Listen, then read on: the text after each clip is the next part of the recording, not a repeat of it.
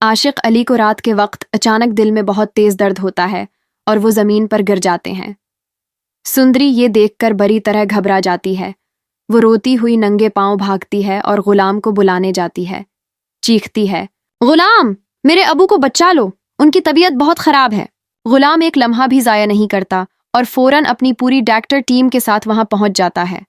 अस्पताल में जब आशिक अली का चेक अप होता है तो डॉक्टर एक बहुत बड़ी खबर सुनाते हैं।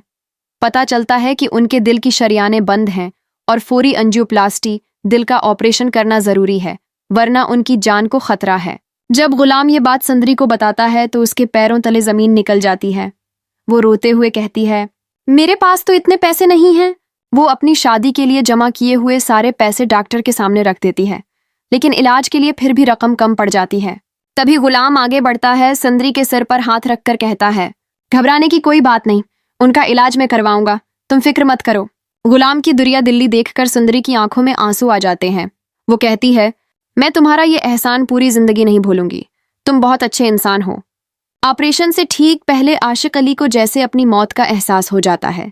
वो गुलाम को अपने पास बुलाते हैं और कांपते हाथों से उसका हाथ पकड़कर कहते हैं, गुलाम, अगर मुझे कुछ हो जाए तो मेरी बेटी का सहारा बनना, उसे कभी अकेला मत छोड़ना। गुलाम भारी दिल के साथ वादा कर लेता है, मैं वादा करता हूँ मैं सुंदरी का साथ कभी नहीं छोड़ूंगा।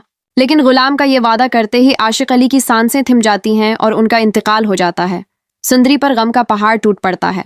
जब ये खबर सुंदरी की फूफू खुर्शीद को मिलती है कि उसके शौहर का इंतकाल हो गया है तो वो पुरानी रंजिशों की वजह से वहां नहीं आती। गुलाम जब देखता है कि सुंदरी दुनिया में बिल्कुल अकेली रह गई है और उसका कोई सहारा नहीं बचा, तो वो उसे अपने साथ अपने घर ले आता है। जैसे ही गुलाम सुंदरी को लेकर घर में दाखिल होता है, लाज सुंदरी को गौर से देखती है और चौंक जाती है। वो हैरान होकर कहती है, इरे, ये तो तुम्हारी फूफू खुर्शीद की बेटी है। ये सुनकर गुलाम हैरान रह जाता है। वो सुंदरी को बताता है कि आशिक अली साहब की आखिरी ख्वाहिश थी कि वो दोनों निकाह कर लें।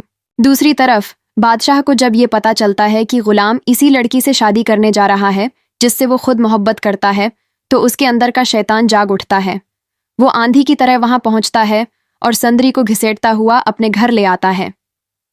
वो पूरे घर के सामने चलाकर कहता है, ये मेरी मोहब्बत है, मैं उसे किसी और का नहीं होने दूंगा। घर में हंगामा मच जाता है। सब ये तमाशा देखकर हैरान रह जाते हैं। तभी बादशाह की उम्मी बेगम साहबा आगे आती हैं और उसे समझाती हैं, तुम पागल हो गए हो, तुम किसको इस घर की बहू बनाना चाहते हो? न उसके बाप का पता है न माँ का, ये एक लावारिस लड़की है। तभी एक जबरदस्त एंट्री होती है। खुर्शीद वहां आ जाती है और गरज कर कहती है, मैं हूं उसकी माँ। वो बेगम साहबा की आंखों में आंखें डालकर कहती है,